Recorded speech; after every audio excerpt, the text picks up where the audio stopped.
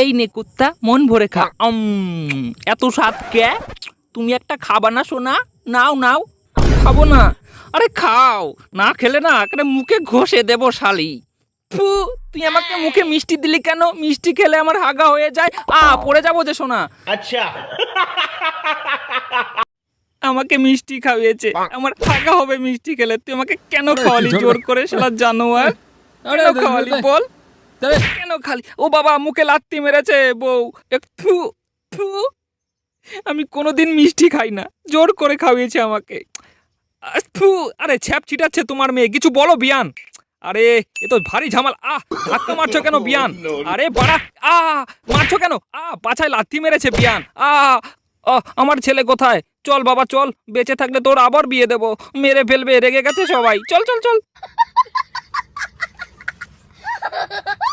গান্ধী এই তো সোহম, আজকেও হেগে দরজা বন্ধ করিসনি? তোদের একটা অভ্যাস হয়ে গেছে বানা। কই ডিম ভাজা নিয়ে এসো গো।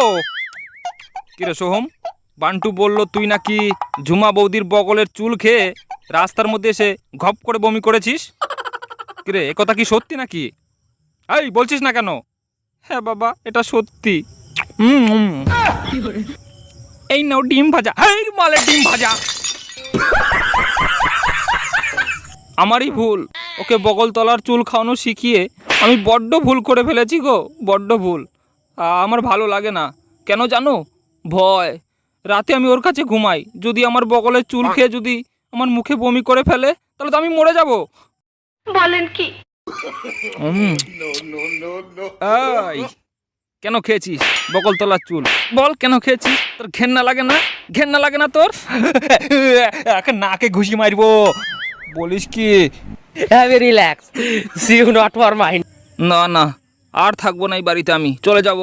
তোর বিশাল শক্তি হয়ে গেছে, বৌদিদের বগলের চুল খেয়ে তোর বিশাল রস হয়ে গেছে শরীরে। তুই থাক, আমি চলে যাচ্ছি। আর এই যে এই বইগুলো কেন কিনে দিয়েছি একবারও কি পড়িস? আর ওই যে তুমি চায়ের দোকানে বসে পাবজি গেম খেলো আর ফুস ফুস করে বিড়ি ধরিয়ে খাও না, তুমি ওগুলো বিড়ি খাও না, ওগুলো খাও তোমার এই বাপের বুকের গরম দুধ। শালা জানো, আর তুই মানুষ হবি না। চলে যাবো বাড়ি থেকে।